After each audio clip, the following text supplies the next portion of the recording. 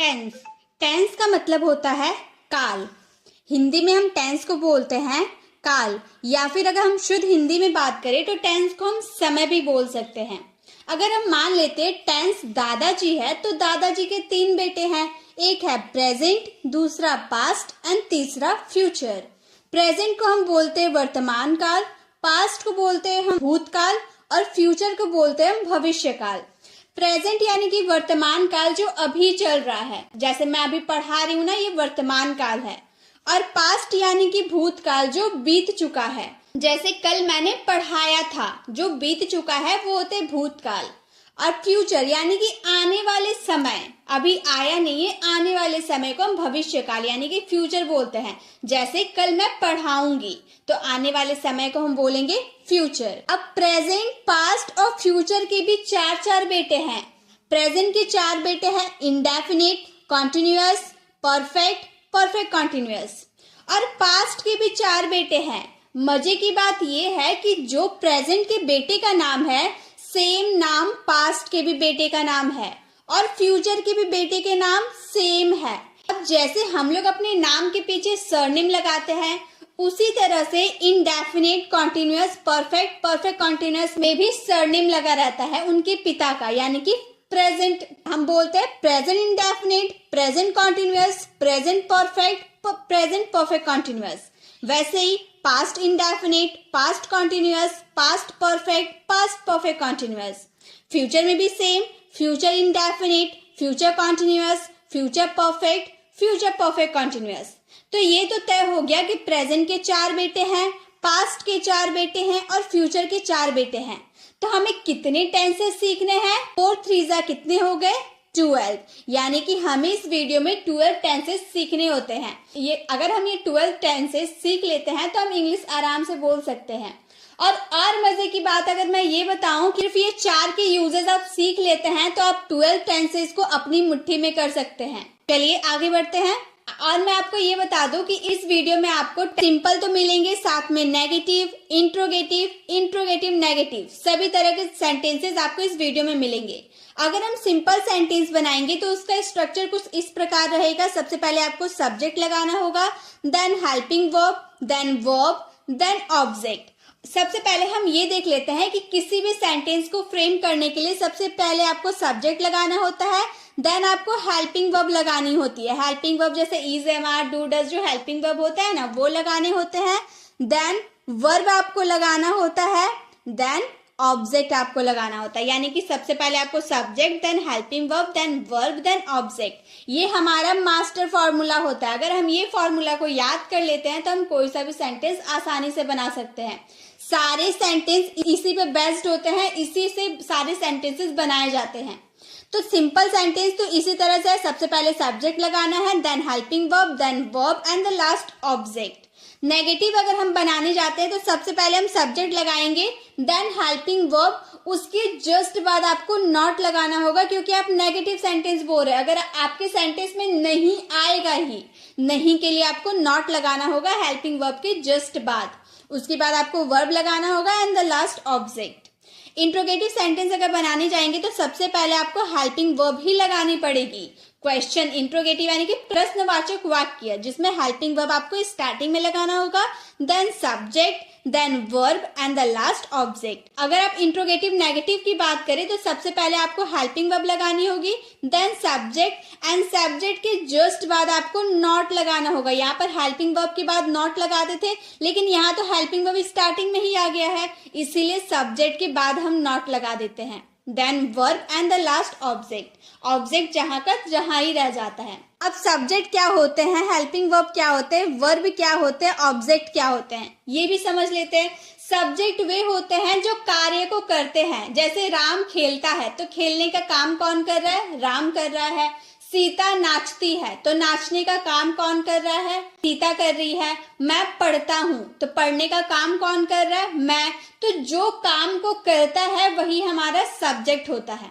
Subject समझ में आ गए। अब हेल्पिंग वर्ब क्या होता है वो भी समझ लेते हैं कि हेल्पिंग वर्ब होते क्या है। हेल्पिंग वर्ब क्या होते हैं, जैसे प्रेजेंट की, पास्ट की और फ्यूचर की बात करेंगे। पहले इंडेफिनिट में कौन कौन से हेल्पिंग वर्ब होते हैं वो देख लेते हैं। प्रेजेंट में आपको इंडेफिनिट वाले सेंटेंस में डू डज का यूज करना होता है, पास्ट वाले सेंटेंस में डिड का यूज करना होता है और फ्यूचर वाले सेंटेंस में विल का यूज करना है इंडेफिनिट में। अब ये इंडेफिनिट क्या होता है, इंडेफिनिट वे होते हैं जो डेफिनेट नहीं होते, यानी कि अनिश्चित होते हैं। इंडेफिनिट यानी कि अनिश्चित होते हैं, उनका कोई टाइम टेबल नहीं होता है कि वो कब से स्टार्ट हुआ है, कब वो खत्म होगा या फिर अभी चल रहा है, ऐसा कोई फिक्स टाइमिंग नहीं होता है, इसीलिए हम इसे इंडेफिनिट कहते हैं। यानी कि जैसे कोई काम आप आदत के तौर पे करते हैं, जैसे मैं पढ़ाती हूँ, वह गाना गाता है, वह खाता है, वह पीता है, वह सोता है, वह स्कूल जाता है, वह नाचता है, तो कोई काम आदत के तौर पे हम करते हैं ना, उसमें वही हमारा इंडेफिनिट होता है।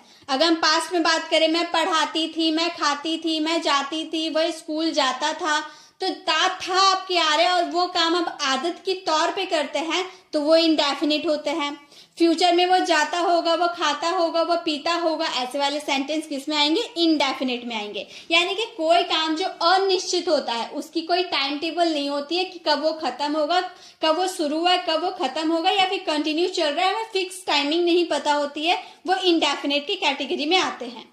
अब है कॉन्टिन्यूअस। कॉन्टिन्यूअस क्या होता है, कॉन्टिन्यूअस वे होते हैं, आपको समझ में ही आ गया, बोलने से ही समझ में आ रहा है कि कोई काम कंटिन्यू चल रहा है। मैं खेल रही हूं, मैं जा रही थी, मैं जा रही होंगी, ऐसे वाले सेंटेंसेस किस में आएंगे, कॉन्टिन्यूअस में आएंगे कि कोई काम कंटिन्यू चल रहा है। मेरे जाने का काम कंटिन्यू चल रहा है, मैं जा रही हूं यानी कि कंटिन्यू जाने का काम चल रहा है, तो वो होता है कॉन्टिन्यूअस। कॉन्टिन्यूअस के सेंटेंसेस में प्रेजेंट में जो वर्तमान काल होता है उनमें हेल्पिंग वर्ब लगती है is, am, are. Is, am, are. अब इज लगता है किसमें, एम किसमें लगता है, आर किसमें लगता है, वो मैं आगे बताऊंगी आपको। कॉन्टिन्यूअस के पास्ट में लगते हैं वॉज वर और फ्यूचर में लगते हैं विल बी। परफेक्ट क्या होता है, परफेक्ट वे होते हैं जो परफेक्टली खत्म हो चुका है या परफेक्टली स्टार्ट हो चुका है। कोई काम परफेक्ट तरीके से खत्म हो गया या परफेक्ट तरीके से स्टार्ट हो गया है। जैसे वह टीवी देख चुका है, मतलब उसका टीवी देखने का काम परफेक्टली खत्म हो चुका है, हमें पता है। तो कोई काम परफेक्टली कोई काम खत्म हो चुका होता है तो वो परफेक्ट की कैटेगरी में आते हैं। हम प्रेजेंट परफेक्ट की बात करें तो उसमें हेल्पिंग वर्ब होते हैं हैज, हैव, पास्ट में होते हैं हैड और फ्यूचर में होते हैं विल हैव। तो हेल्पिंग वर्ब यही होते हैं, इन्हीं का यूज आपको करना है पूरे सेंटेंस में। तो आप इसका स्क्रीनशॉट ले ले ताकि जब मैं आपको समझाऊंगी आप इसको देख देख कर समझ में आएगा। और इस वीडियो में मैं आपको बहुत सारे होमवर्क भी देने वाली हूँ, तो आप इसका स्क्रीनशॉट ले ले ताकि आप जब होमवर्क बनाइएगा तो इस वाले हेल्पिंग वर्ब का यूज करके अपने सेंटेंसेस को बना सकते हैं। चलिए अब आगे बढ़ते हैं। अब हम सब्जेक्ट की बात हम लोगों ने कर लिया, हेल्पिंग वर्ब की बात हम लोगों ने कर लिया, अब क्या बच गया, वर्ब। वर्ब क्या होता है, चलिए वर्ब को भी देख लेते हैं। तो वर्ब हमारा होता है, टाइप हमारा वर्ब होता है V1, V2, V3, V4, V5, जिसमें से ज्यादा काम आता है हमारा V1, V2, V3। जैसे प्ले, प्लेड, प्लेड। प्ले का first form play, second form played, third form played. Have, had, had, first form have, second form had, third form had. Be, was, been, first form be, second form was, third form been. Do, did, done, first form do, second form did, third form done. वैसे ही अगर हम बोले go, went, gone, यानी कि go यानी कि जाना, went यानी कि गया, gone यानी कि जा चुका है। तो और V4, V5 क्या होते हैं वो भी देख लेते हैं। जब आपको फर्स्ट फॉर्म रहता है ना, अगर आप उसमें ing लगा देते हैं, वर्ब के फर्स्ट फॉर्म के साथ अगर आप ing ऐड कर देते हैं तो वो बन जाता है V4। प्ले है, प्ले में ing हम लोगों ने लगा दिया तो हो गया प्लेइंग। हैव है, उसमें ing लगा दिए तो हैविंग। बी है, उसमें ing लगा दिए तो बीइंग। और डू है, उसमें ing लगा दिए तो डूइंग। तो यही होता है वर्ब का फोर्थ फॉर्म। अब फिफ्थ फॉर्म क्या होता है, जो फर्स्ट फॉर्म होता है ना उसमें एस या ईएस लगा देते हैं तो वो हो जाता है फिफ्थ फॉर्म। जैसे प्ले में हम लोगों ने एस लगा दिया तो ये हो गया हमारा फिफ्थ फॉर्म। लेकिन ये सारा आपको याद करना होगा, हैव का फिफ्थ फॉर्म हैज होता है, बी का इज होता है, डू का डज होता है। ये तीनों आपको याद करना होगा। ये मोस्ट ऑफ द स्टूडेंट को ये पता ही नहीं होती है कि हैज जो होता है ना वर्ब का फिफ्थ फॉर्म होते हैं, इज जो होते हैं वर्ब का फिफ्थ फॉर्म होते हैं, डज जो होते हैं वर्ब का फिफ्थ फॉर्म होते हैं। अक्सर स्टूडेंट को ये पता ही नहीं होती है। तो आप इसे याद कर लो ताकि अगर आपसे कोई ये सवाल करे तो आपका मुंह बंद ना हो, आप फटाफट इसका जवाब दे सको। तो ये तो बात हो गई, ये हम लोगों ने समझ लिया। अब हम लोगों ने सब्जेक्ट समझ लिया, हेल्पिंग वर्ब समझ लिया, वर्ब समझ लिया। बच गया क्या? ऑब्जेक्ट। ऑब्जेक्ट वे होते हैं जिसपे सब्जेक्ट कार्य करता है, जिसका प्रभाव पड़ता है, कोई भी काम का प्रभाव पड़ता है।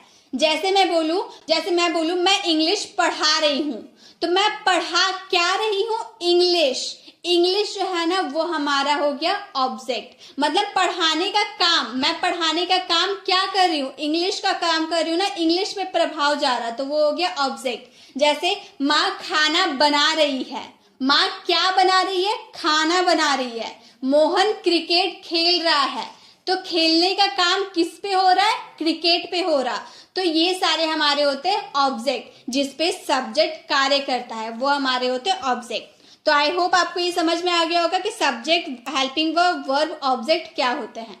अब चलिए अब आगे बढ़ते हैं और समझते हैं कि indefinite, continuous, perfect, perfect continuous क्या होते हैं। सबसे पहले हम बात करेंगे इनडेफिनेट। प्रेजेंट की भी, पास्ट की भी और फ्यूचर की भी, तीनों के एक साथ हम लोग इनडेफिनेट कर लेते हैं। ता है, ता हूं, ते हैं, इसकी पहचान है कि कोई भी सेंटेंस के लास्ट में ता है, ता हूं, ते हैं आएगा तो उसमें प्रेजेंट इंडेफिनिट होगा।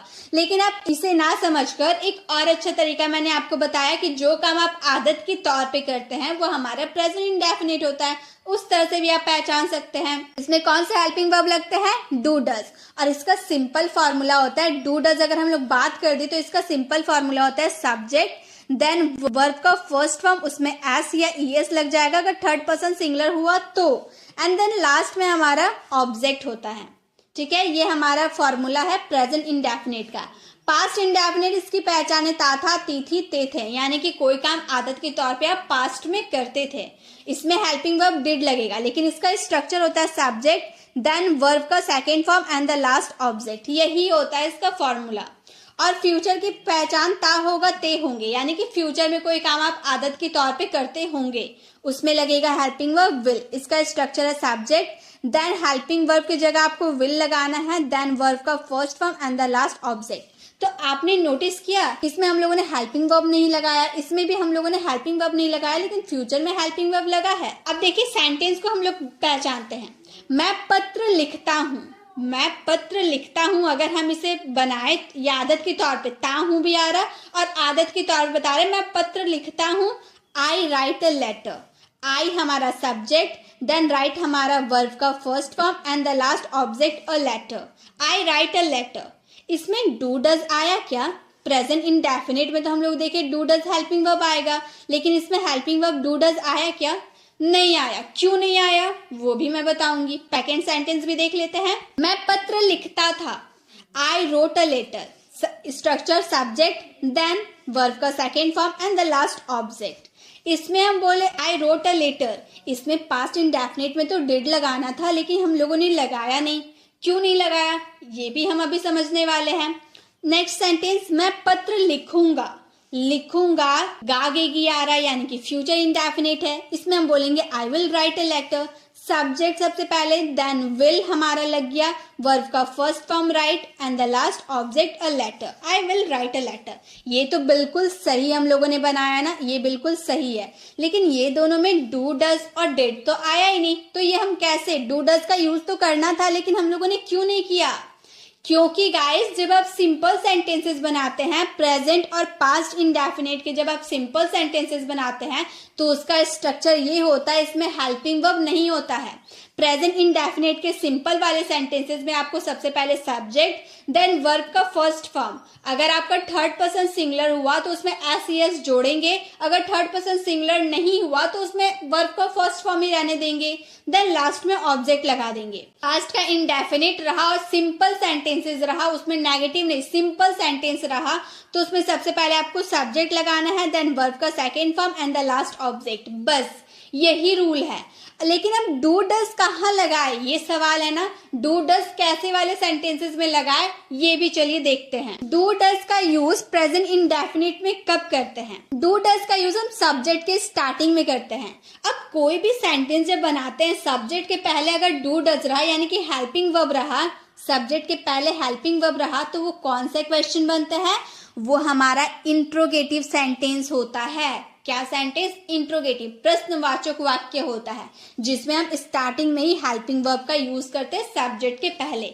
यानी कि हम जब इंट्रोगेटिव सेंटेंस बनाएंगे तब डू डज का यूज करेंगे।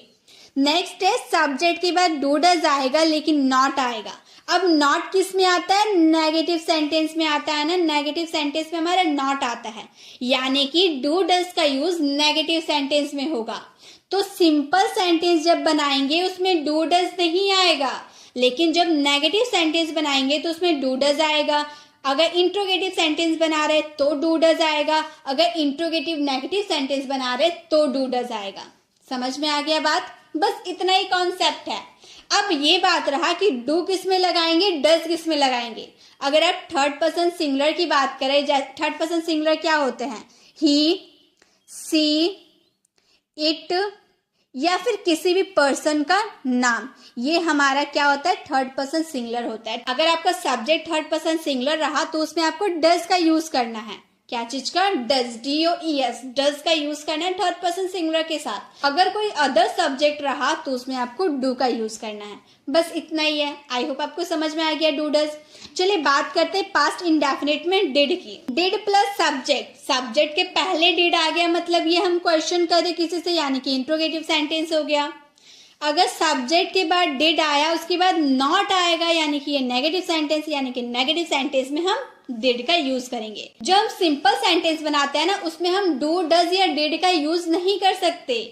जब नेगेटिव सेंटेंस बनाएंगे तो डू डज और डिड का यूज करेंगे। अगर इंट्रोगेटिव सेंटेंस बना रहे तो डू डज डिड का यूज करेंगे। अगर इंट्रोगेटिव नेगेटिव बना रहे तो डू डज डिड का यूज करेंगे। ठीक है, डू डज डिड में कंफ्यूजन नहीं रहेगा। क्लियर हो गया? चलिए अब आगे बढ़ते हैं। अब कुछ सेंटेंसेस को बना के हम देख लेते हैं कि कैसे डू डज डिड का यूज करेंगे हम किसी भी सेंटेंस में। सबसे पहले है, मैं पढ़ता नहीं हूँ। नहीं बोल दे यानी कि नेगेटिव सेंटेंस है। नेगेटिव सेंटेंस के लिए हम सबसे पहले सब्जेक्ट लगाएंगे, देन डू डज लगाएंगे एंड द लास्ट नॉट लगाएंगे। हमारा चलिए स्ट्रक्चर में भी देख लेते हैं। सब्जेक्ट मैं के लिए आई, हेल्पिंग वर्ब मैं के लिए आई होता है, आई के साथ हम डू लगाएंगे क्योंकि आई हमारा थर्ड पर्सन सिंगुलर नहीं है, तो आई के साथ डू लगा दिए। देन हमें नॉट लगाना था, नॉट लगा दिए। वर्ब का फर्स्ट फॉर्म लगता है। जब आप डू डज का और डिड का यूज कर देंगे उसके बाद आपको वर्ब का फर्स्ट फॉर्म ही लगाना होगा, हमेशा याद रखिएगा। ठीक है, तो हम लोगों ने पढ़ने के लिए स्टडी लगा दिया, वर्ब का फर्स्ट फॉर्म। तो हमारा पूरा सेंटेंस कंप्लीट हो गया। आई डू नॉट स्टडी, मैं पढ़ता नहीं हूँ। अगर मैं पास्ट की बात करूँ कि मैं पढ़ता नहीं था, तो हम आई लगाएंगे सबसे पहले। उसके बाद पास्ट के लिए हम डिड का यूज करते हैं, तो डिड लगा दिए। Then not study, I did not study, मैं पढ़ता नहीं था।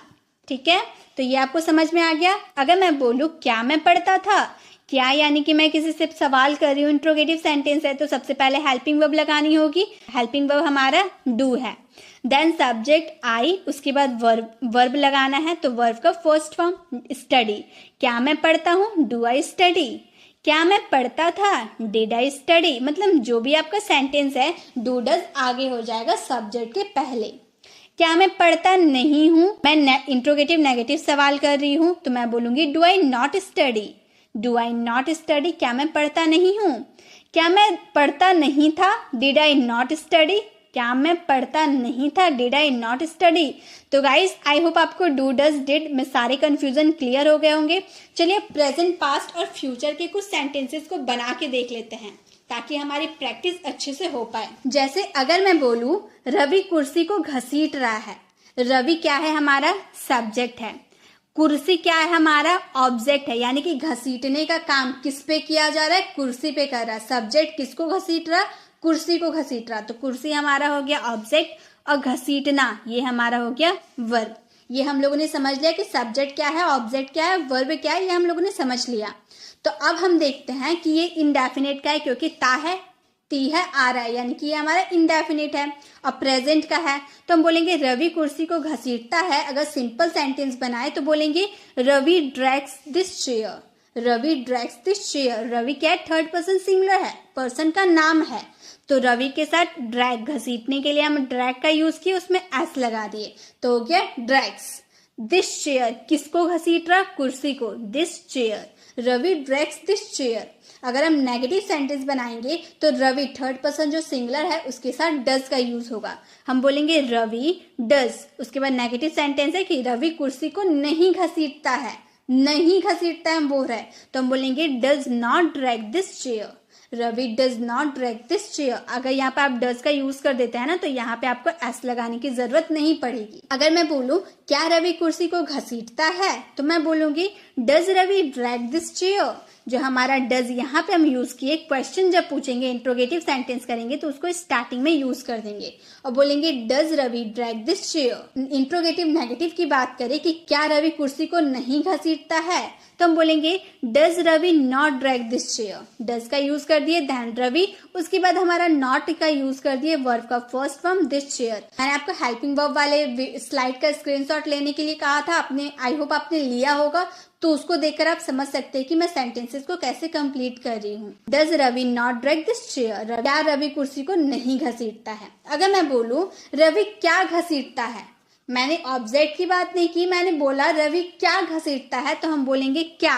सवाल पूछने के दो तरीके होते हैं। एक सवाल हम हेल्पिंग वर्ब से स्टार्ट करते हैं एंड देन सेकंड जो स्टार्ट करते हैं वो WH फैमिली वर्ड से स्टार्ट करते हैं। तो कब हेल्पिंग वर्ब से स्टार्ट करते हैं, कब हम WH फैमिली वर्ड से स्टार्ट करते हैं, ये समझने वाली बात है। जब आप आगे वाला से आधा जवाब की उम्मीद कर रहे हैं तब उसमें आपको हेल्पिंग वर्ब का यूज करना होता है। लेकिन अगर आप आगे वाला से पूरा जवाब चाहते हैं तब आपको उसमें WH फैमिली वर्ड्स का यूज करना होता है। जैसे कि पहला जो हमारा इंट्रोगेटिव सेंटेंस था उसमें मैंने पूछा था क्या रवि कुर्सी घसीटता है। अगर मैं आपसे पूछूं क्या रवि कुर्सी घसीटता है तो आप क्या जवाब दीजिएगा? Yes, no. अगर रवि कुर्सी घसीटता है तो आप बोलिएगा यस, अगर नहीं घसीटता है तो आप बोलिएगा नो। तो आप मुझे आधा जवाब दे रहे हैं ना, तो आधा जब जवाब देंगे तो हम वहां पर हेल्पिंग वर्ब से स्टार्ट करेंगे अपने सेंटेंसेस को। अब मैं पूछ रही हूँ रवि क्या घसीटता है, तो आप क्या बोलिएगा? रवि कुर्सी घसीटता है। पूरा जवाब दे रहे हैं ना, रवि क्या घसीटता है तो रवि कुर्सी घसीटता है। आप मुझे पूरा जवाब दे रहे हैं तो मैं अपना WH फैमिली वर्ड से क्वेश्चन स्टार्ट करूंगी। मैं बोलूंगी व्हाट डज रवि ड्रैग।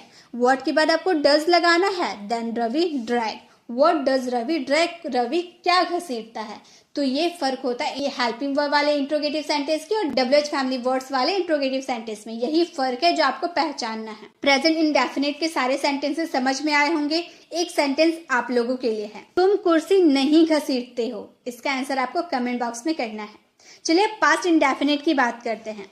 उसने चाकू फर्श पर गिरा दिया। पास्ट की बात कर दी तो हम बोलेंगे ही dropped the knife on the floor. उसने के लिए ही, गिराने के लिए ड्रॉप्ड। हम लोगों ने स्ट्रक्चर देखा था ना, सबसे पहले हमें सब्जेक्ट यूज करना होता है, देन वर्ब का second form and the last object. तो ड्रॉप, गिराने के लिए ड्रॉप होता है, सेकेंड फॉर्म ड्रॉप्ड होता है। क्या गिरा दिया? The knife on the floor. फर्श पर चाकू गिरा दिया तो हम बोलेंगे he drop the knife on the floor. अगर हम नेगेटिव की बात करेंगे कि उसने चाकू फर्श पे नहीं गिरा दिया तो हम बोलेंगे he did not drop the knife on the floor. Did not का यूज क्यों करेंगे? क्योंकि हम नेगेटिव सेंटेंस बना रहे हैं। इससे पहले हम लोगों ने क्या सीखा? अगर हम नेगेटिव सेंटेंस बनाएंगे तो उसमें हमें डिड का यूज करना होगा, देन जो वर्ब का फर्स्ट फॉर्म यूज कर देंगे। तो वही हम लोगों ने किया, he did not drop the knife on the floor. अगर मैं बोलूं क्या उसने चाकू फर्श पर गिरा दिया, क्वेश्चन में पूछ रही हूँ, तो आप क्या बोलेगा? हाँ, गिरा दिया। हाँ, आप आधा जवाब दे रहे हैं तो मैं बोलूंगी did he drop the knife on the floor. क्या उसने चाकू फर्श पर गिरा दिया? Did he drop the knife on the floor. अगर मैं बोलूं क्या उसने चाकू फर्श पर नहीं गिरा दिया तो मैं बोलूंगी did he not drop the knife on the floor. Did he not drop the knife on the floor. तो इस तरह से आप सेंटेंसेस को बना सकते हैं। एक सेंटेंस आप लोगों के लिए, उसने क्या फर्श पर गिरा दिया। अब मैं आपसे पूछूं कि उसने क्या फर्श पर गिरा दिया तो आप मुझे पूरा जवाब देंगे ना कि उसने चाकू फर्श पर गिरा दिया, यानी कि पूरा जवाब दे रहे हैं। तो ये आप WH फैमिली वर्ड्स का यूज करके ये सेंटेंसेस को कंप्लीट कीजिएगा। ठीक है, नेक्स्ट अब बात करते हैं फ्यूचर इंडेफिनिट की। वो तुम्हें माफ कर देगा, he will forgive you. He will forgive you, वो तुम्हें माफ कर देगा, फ्यूचर में माफ कर देगा। ही हमारा सब्जेक्ट है वो के लिए, और विल हमारा जो वर्ब लगाना, हेल्पिंग वर्ब लगाना होता है वो हम लोगों ने लगा दिया। देन माफ करने के लिए फॉरगिव वर्ब का फर्स्ट फॉर्म, किसे, तुम्हें माफ कर देगा, यानी कि you. He will forgive you, वो तुम्हें माफ कर देगा। वो तुम्हें माफ नहीं कर देगा, he will not forgive you, वो तुम्हें माफ नहीं कर देगा, he will not forgive you, not का यूज कर दिए। अगर सवाल पूछेंगे क्या वो तुम्हें माफ कर देगा, will he forgive you, will he forgive you, क्या वो तुम्हें माफ कर देगा।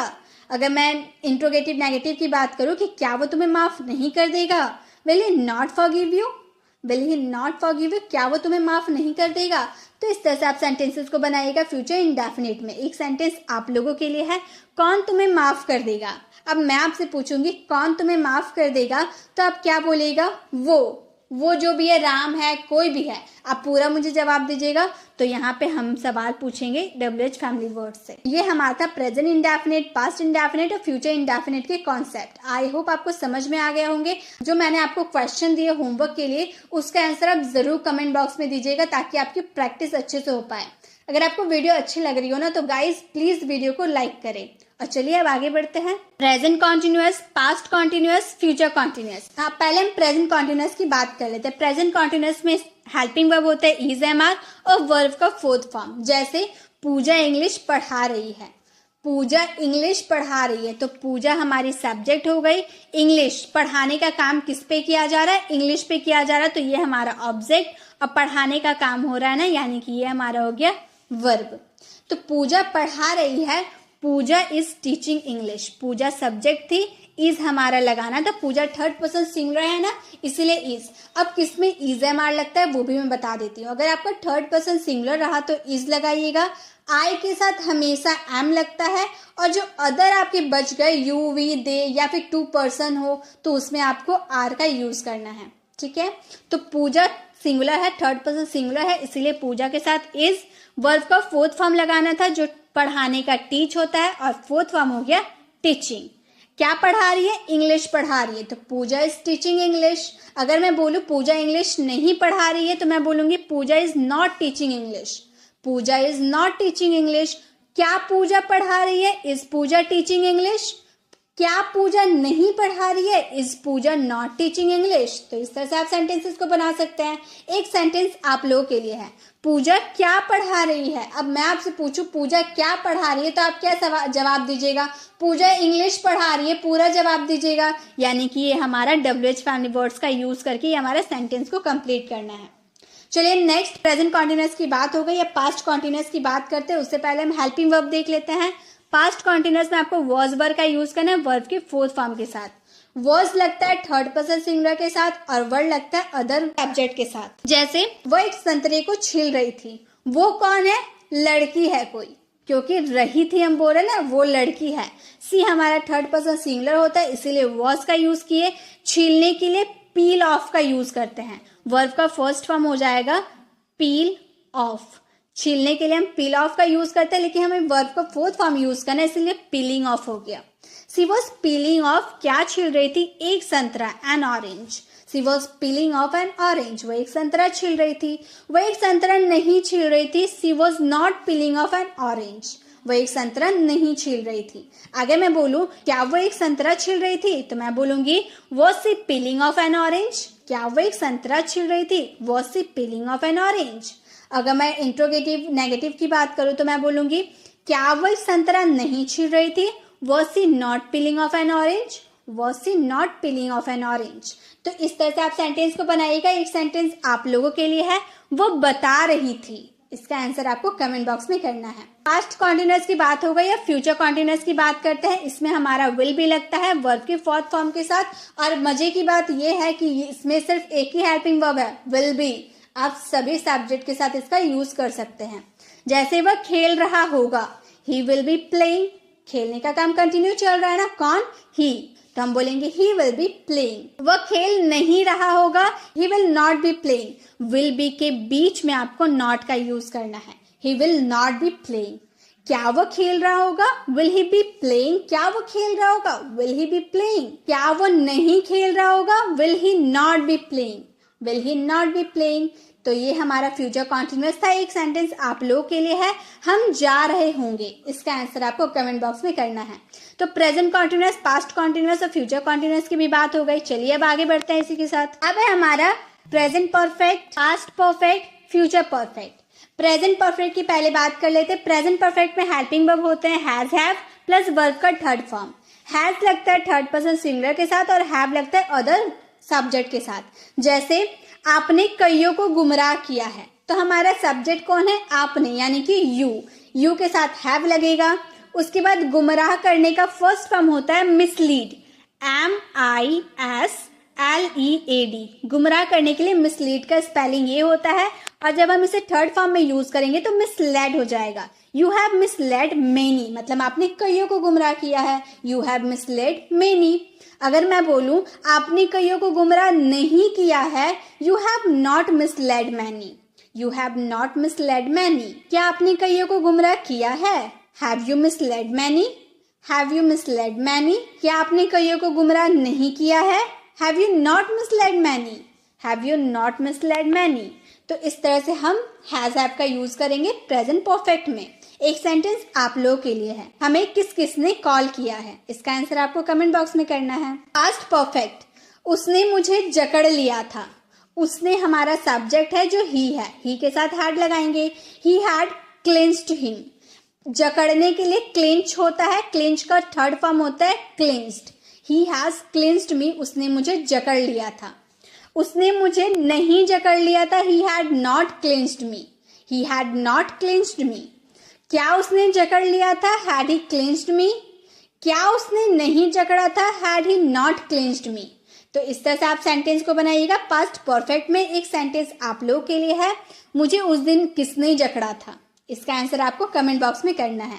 अब बात करते हैं फ्यूचर परफेक्ट की। इसमें सब हेल्पिंग वर्ब विल हैव होता है, वर्ब का थर्ड फॉर्म के साथ यूज होगा। मेरे पापा घर पहुंच गए होंगे, फ्यूचर में मेरे पापा घर पहुंच गए होंगे। My father will have reached home. Reach होता है पहुंचने के लिए और रिच्ड होता है third form. My father will have reached home. मेरे पापा घर नहीं पहुंच चुके होंगे, my father will not have reached home. क्या मेरे पापा घर पहुंच गए होंगे? Will my father have reached home. क्या मेरे पापा घर नहीं पहुंच गए होंगे? Will my father not have reached home. तो इस तरह से आप अपने सेंटेंस को बनाइएगा फ्यूचर परफेक्ट में। अब एक सेंटेंस आप लोगों के लिए है, कल सुबह वो अमेरिका निकल चुका होगा। इसका आंसर आपको कमेंट बॉक्स में करना है। तो हम लोगों ने प्रेजेंट परफेक्ट, पास्ट परफेक्ट और फ्यूचर परफेक्ट की बात कर लिए, सीख लिए। चलिए अब लास्ट जो हमारा बचा है उसे भी देख लेते हैं। लास्ट हमारा है present perfect continuous, past perfect continuous, future perfect continuous. इसका स्ट्रक्चर पहले हम ध्यान देते हैं। अगर हम प्रेजेंट परफेक्ट कॉन्टिन्यूअस की बात करें तो हमें हैज हैव का यूज करना होगा, देन हमें बिन लगाना होगा, वर्ब का फोर्थ फॉर्म लगाना होगा, देन ऑब्जेक्ट लगाना होगा, उसके बाद सिंस, फॉर, फ्रॉम, तीनों में से एक का यूज करना होगा किसी टाइम के लिए। चलिए सेंटेंस के थ्रू मैं आपको समझाती हूँ। जैसे मैंने कहा मैं सुबह से खेल रहा हूँ। मैं सुबह से खेल रहा हूँ। एक बात मैं बता देती हूँ, सिंस, फॉर और फ्रॉम का यूज कहाँ होता है। सिंस का यूज होता है पॉइंट ऑफ टाइम। जब आप किसी पॉइंट ऑफ टाइम के बारे में बात करें, जैसे वह सुबह से खेल रही है, कब से खेल रही है हमें पता है ना, कब से खेल रही है, सुबह से खेल रही है। वह 2 बजे से पढ़ रहा है। कितने बजे से पढ़ रहा है? 2 बजे से। हमें टाइम पता है, पॉइंट ऑफ टाइम पता है कि वो 2015 से हिंदी बोल रही है, वो उसने 2018 में अपना एडमिशन करवाया। तो जब आपको पॉइंट ऑफ टाइम पता हो तो उसमें हम सिंस का यूज करेंगे। लेकिन जब आपको टाइम ड्यूरेशन हो, जैसे कि वह 2 बजे से पढ़ रहा है, वह 2 घंटे से खेल रहा है, उसने 2 सालों से हिंदी बोलना स्टार्ट किया, तो 2 साल पहले कितना हो रहा था? 2000 कितना हो रहा था? 17, 18, 19। 2 साल पहले तो कुछ भी हो सकता है, 2 घंटा पहले तो कितना भी बच सकता है। मैंने बोल दिया कि वो 2 घंटा से पढ़ रहा है, तो आप अपना टाइम निकाल पाएंगे कि वो 2 बजे से पढ़ रहा, 4 बजे से पढ़ रहा, 7 बजे से पढ़ रहा। आपको समझ में आएगा? नहीं आएगा। तो जब आप किसी टाइम ड्यूरेशन की बात करें तो उसमें फॉर का यूज करें कि आपको पर्टिकुलर टाइम पता नहीं है, पॉइंट ऑफ टाइम के बारे में आपको पता नहीं है, तो उसमें आपको फॉर का यूज करना है। और फ्रॉम का यूज करेंगे फ्यूचर के लिए, इसका थोड़ा अलग रूल है, वो मैं आपको आगे बताऊंगी। सिंस और फॉर आपको समझ में आ गया। चलिए अब सेंटेंस को बनाते हैं। जैसे मैं सुबह से खेल रहा हूं, मुझे पॉइंट ऑफ टाइम पता है ना, कब से, सुबह से खेल रहा हूं, तो मैं बोलूंगी आई हैव, आई के साथ हैव लगता है, देन बिन लगाना था, बिन लगा दिए, वर्ब का फोर्थ फॉर्म लगाना था, प्लेइंग लगा दिए, पॉइंट ऑफ टाइम सुबह से बता रहे हैं ना, इसलिए सिंस मॉर्निंग लगाए। I have been playing since morning, मैं सुबह से खेल रहा हूँ। मैं सुबह से नहीं खेल रहा हूँ, I have not been playing since morning. अगर हमें नॉट यूज करना होगा तो हैव और बीन के बीच में हमें नॉट का यूज करना होगा। I have not been playing since morning. क्या मैं सुबह से खेल रहा हूँ, have I been playing since morning. क्या मैं सुबह से नहीं खेल रहा हूँ, have I not been playing since morning. तो जब आपको पॉइंट ऑफ टाइम के बारे में पता हो तो उसमें सिंस का यूज करेंगे। एक सेंटेंस आप लोगों के लिए है, वह सुबह से पढ़ रहा है, इसका आंसर आपको कमेंट बॉक्स में करना है। नेक्स्ट है हम कई सालों से मिल रहे हैं। अब मैंने बोल दिया कई सालों से, कई सालों बता दिए मैंने, तो क्या आपको पॉइंट ऑफ टाइम पता है, कितने साल, कितने हो रहे थे, 2018 था, 2019 था, 2020 था, ये मैंने नहीं बताया, मैंने सिर्फ बोला कई सालों से, तो कितना भी साल हो रहा होगा ना, तो इसमें हमें पॉइंट ऑफ टाइम के बारे में पता नहीं है, टाइम ड्यूरेशन है, तो इसमें हम फॉर का यूज करेंगे। हम बोलेंगे we had meeting for many years. Past perfect continuous में आपको हैड का यूज करना होगा, तो हम बोलेंगे we had been meeting for many years. For का यूज किया क्योंकि हमें पॉइंट ऑफ टाइम के बारे में नहीं पता है। अगर मैं बोलूं हम कई सालों से नहीं मिल रहे थे, we had not been meeting for many years. We had not been meeting for many years. क्या हम कई सालों से मिल रहे थे, had we been meeting for many years. Had we been meeting for many years. क्या हम कई सालों से नहीं मिल रहे थे, had we not been meeting for many years. तो इस तरह से हम पास्ट परफेक्ट कॉन्टिन्यूअस को बना सकते हैं। एक सेंटेंस आप लोगों के लिए है, वो 2 बजे से फुटबॉल नहीं खेल रहा था, इसमें सिंस का यूज करना है या फॉर का यूज करना है वो आप समझिए। नेक्स्ट है कल वो सुबह से पढ़ रही होगी। इसमें जो मैंने कल लगा दिया ना, यानी कि हम फ्यूचर की बात करें, और फ्यूचर कब की बात करें, कल की बात करें, वो अभी आया नहीं है, फ्यूचर आया नहीं है, कल की बात करेंगे तो उसमें हम सिंस और फॉर का यूज नहीं करेंगे, फ्रॉम का यूज करेंगे। कल वो सुबह से पढ़ रही होगी, ठीक है, तो हम बोलेंगे टुमारो, कल के लिए टुमारो, वह सुबह से पढ़ रही होगी, she will have been studying from morning. Tomorrow she will have been studying from morning. कल वो सुबह से नहीं पढ़ रही होगी, tomorrow she will not have been studying from morning. Tomorrow she will not have been studying from morning. तो ये हम लोगों ने फ्रॉम की बात कर लिया। अब क्या वो कल सुबह से पढ़ रही थी, इसका आंसर आपको कमेंट बॉक्स में करना है। इसमें भी आपको फ्रॉम का यूज करना है क्योंकि कल की बात की, अभी आया नहीं है, कल से वो पढ़ना स्टार्ट करेगी, इसीलिए हम उसमें फ्रॉम का यूज करेंगे। अब इसी के साथ हम लोगों ने 12 टेंसेस को सीख लिया बिल्कुल बारीकी से। अब मैंने जो जो आपको होमवर्क दिया उसे जरूर आप सॉल्व करें और कमेंट बॉक्स में उसका आंसर जरूर दें, ताकि आपको ये पता चल पाए कि आपकी प्रैक्टिस कितने अच्छे से हो पाई है। अगर आपको वीडियो अच्छी लगी तो प्लीज वीडियो को लाइक करें। अगर आप चैनल पर नए हैं और अभी तक हमारे चैनल को सब्सक्राइब नहीं किए तो जल्दी से करके बेल आइकन को क्लिक कर ले, ताकि आने वाली वीडियोस की नोटिफिकेशन आपको मिलती रहेगी। मिलते हैं नेक्स्ट वीडियो में, तब तक के लिए कीप लर्निंग।